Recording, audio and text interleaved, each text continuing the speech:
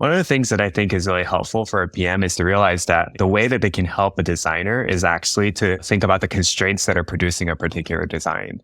Because sometimes like a design might not make sense, but it might be because the designer is operating under the wrong constraints. Maybe they have to stick to this design system, or they're limited in what they're able to explore because they've been told that they have to kind of like just stick to these box, or there's some feasibility thing. So that's one thing I think a lot about and encourage PMs to think about, which is like, hey, like you can actually be a partner, even ask you're critiquing a design by kind of critiquing the constraints rather than design itself. So that's kind of one thing I think about. And then the other thing is like really speaking in the language of users, right? Like when I think about some PM designer interactions, maybe PMs are very oriented around goals and KPIs.